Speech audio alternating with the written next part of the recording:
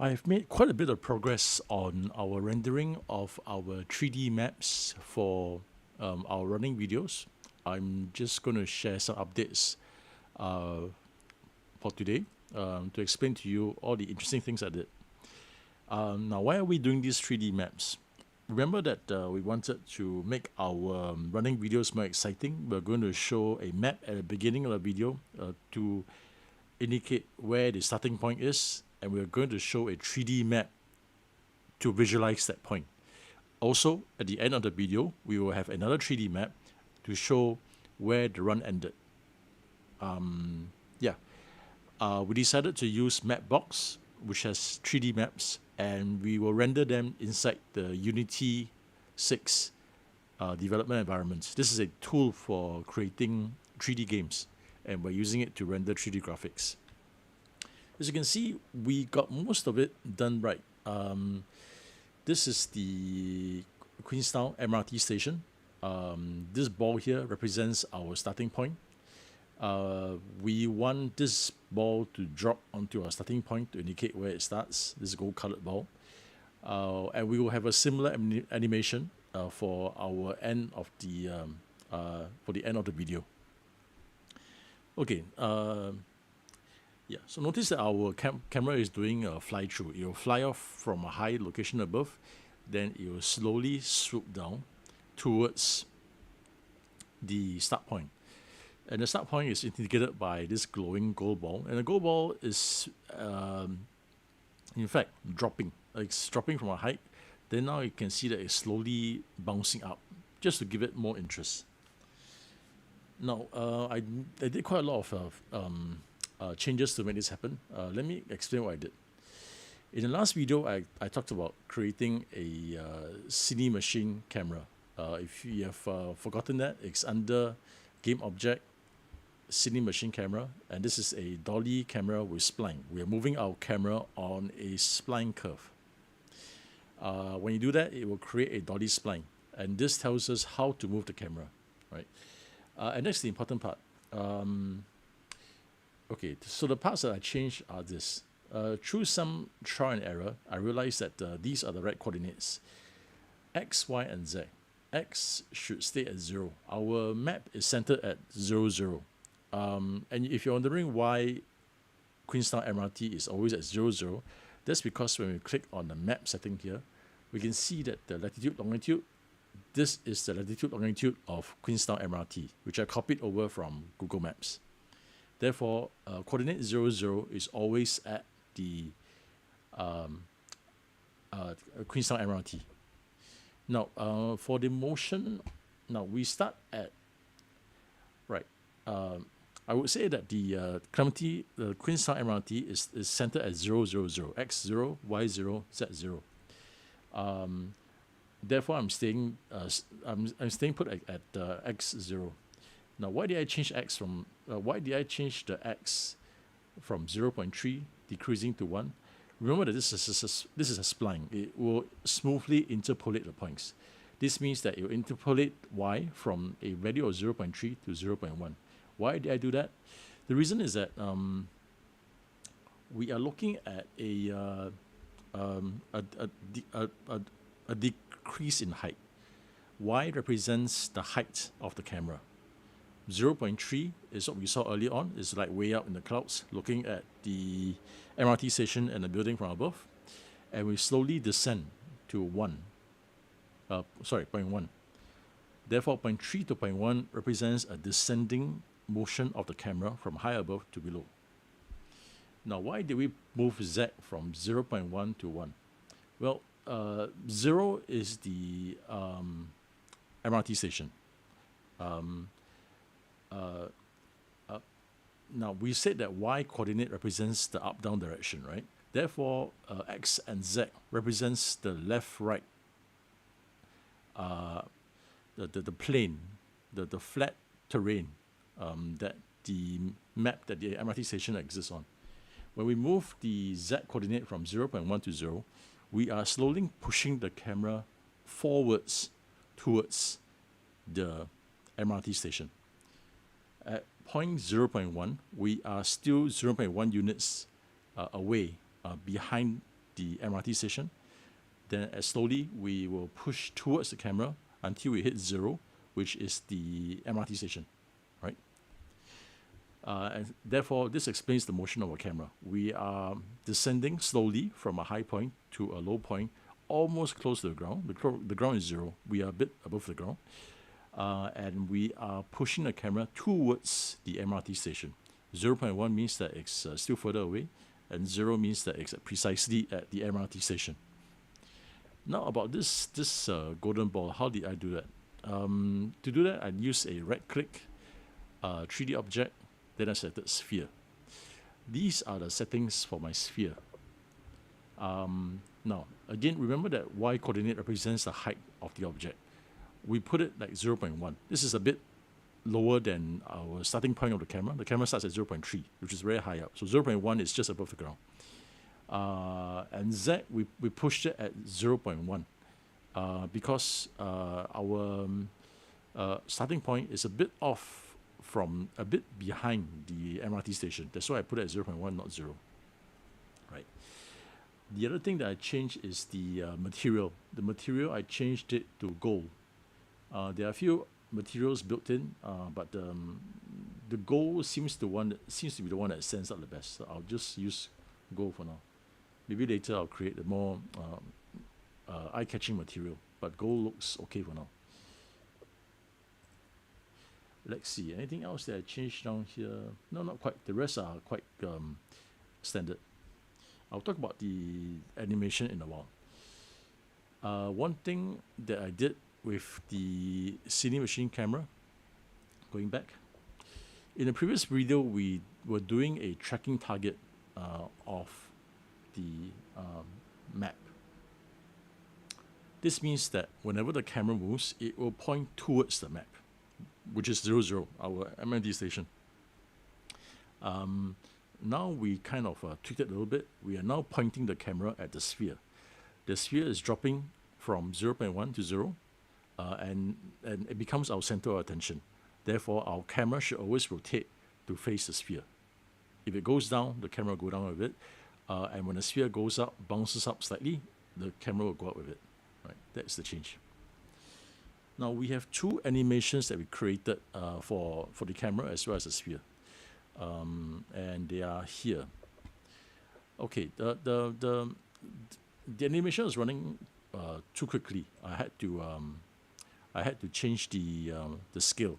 That's why I used this icon here. I said show sample rate, and I changed the sample rate to 2. This is like 2 frames per second, I think. Make sure that all the animations are 2 frames per second. Same thing for the other sphere animation. This allows us to move slowly.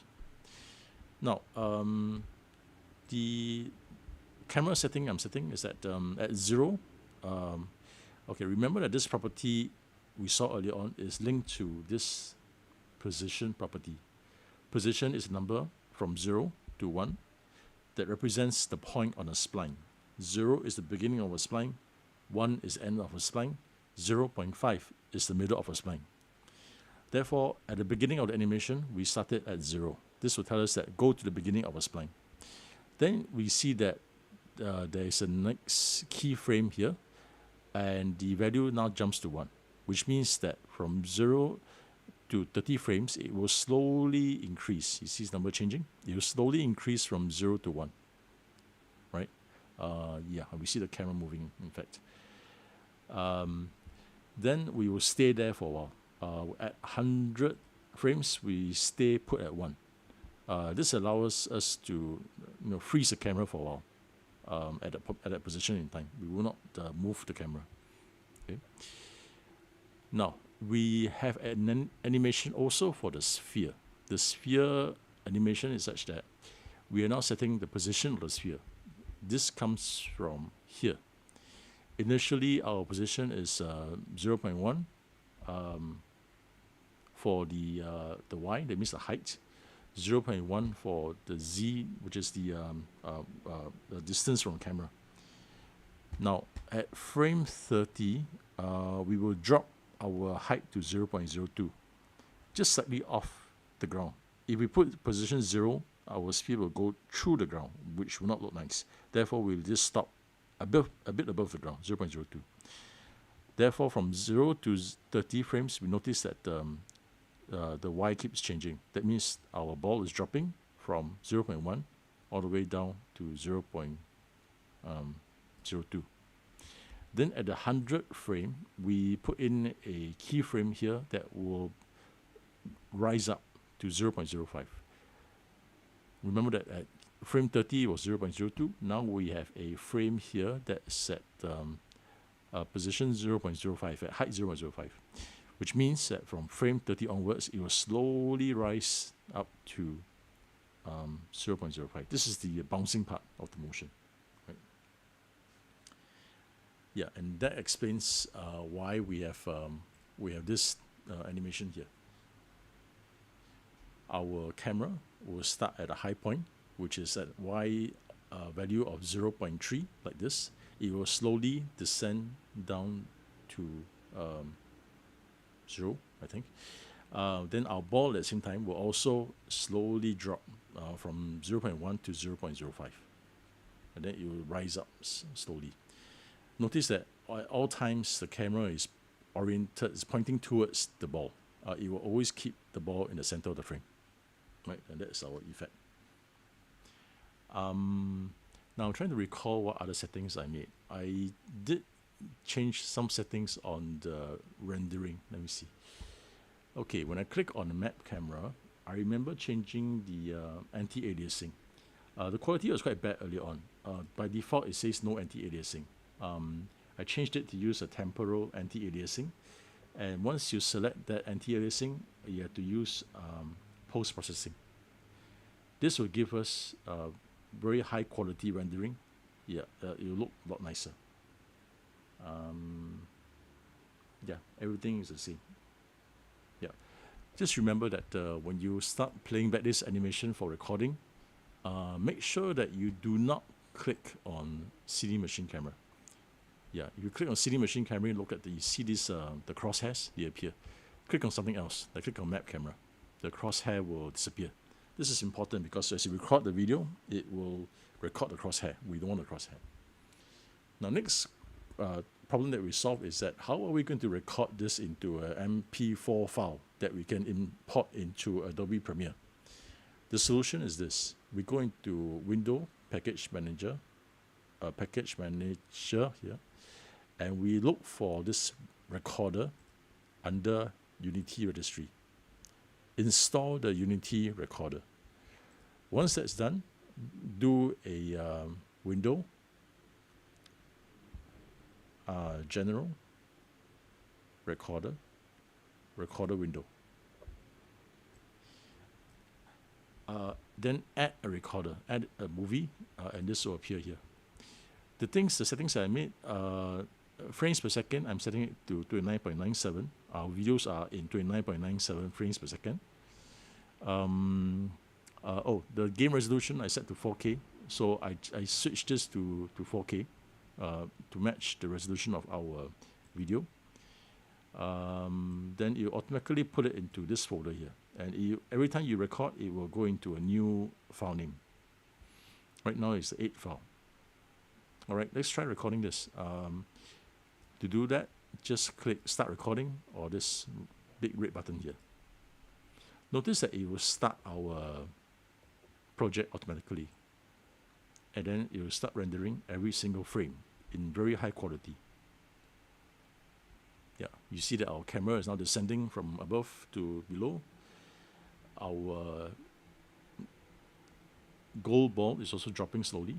In a while, the gold ball will slowly bounce up. Okay, the timing is kind of slow, but I will manipulate this in Premiere to speed up the video so that it fits with in the video. And we're done. We just stop this. Okay, we can go into the folder that the recording was done. If we look below here, there is a shortcut to the recording folder. Click on this. You will see the movie. This is the 8th movie that I recorded today. Click on it and play it back. And this is the 4K output from Unity. Very clean, and it looks good enough to be embedded into our video. And there you have it. This is how the animation that we put in front of our videos to tell us where our runs are going to start. We will do the same thing for the end of the video to show where the runs are ending. There will be a caption in Premiere to indicate the location. We will say Queenstown MRT, and another caption again for the end of the video. Now, Queenstown MRT videos have all been done. We're not going to redo them again. Therefore, we are now applying this to a next batch of videos. This will be the Sungei Bedok videos happening on Saturday. We will change the coordinates. Let me show you how. What will happen now is that we will change the coordinates for our map layer. Our map layer will have different lat long. Let's try it. For example, let's hit on to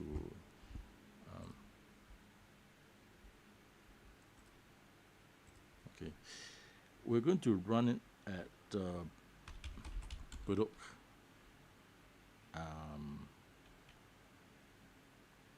North MRT, if I believe. If you go to the map for Bedok North MRT, right, it's near Bedok Reservoir Road. We're going to run this way down. We can right-click on this. This is the latitude, longitude. Click on it. It will copy it to clipboard. Then we can just paste it here. Okay, let's see what happens when you run this. Hopefully, it will show Bedok North MRT on the map. Oh, there you go. It looks different now, which is good. Yeah, this is kind of okay. We can't see really the MRT, but yeah, it looks like Bedok. Okay, notice that it's going into the ground, which means that we need to tweak the animation a bit.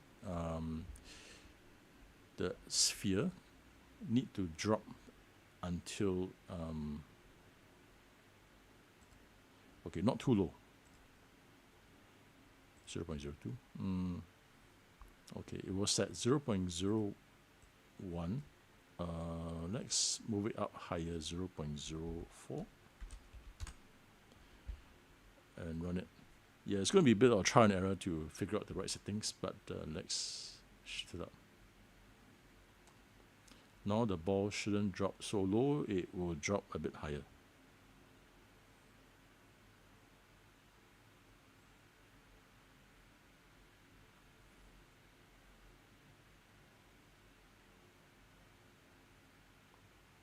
Oh, okay. Actually the ball didn't even move much because there isn't much to drop.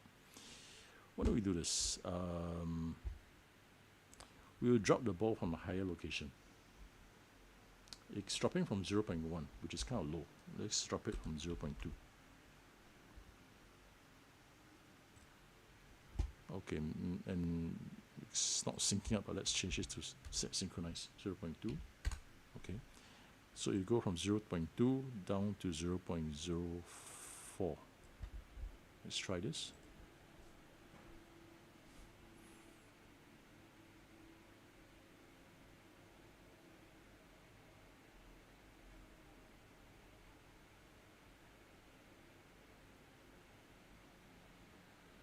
Okay, nice. We even see the shadow of the ball.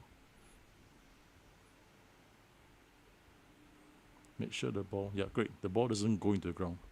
And now it's like rising slightly. Yeah, so we'll edit this in Premiere to add in a caption. Bedok North MRT. Yeah. And that's it. Yeah. And now, of course, I'll record it into MP4 format. And then set for our rendering of 3D maps for our running videos. The next video, we'll talk about the actual editing of the video when we recorded the video from the actual activity. See you in the next live stream.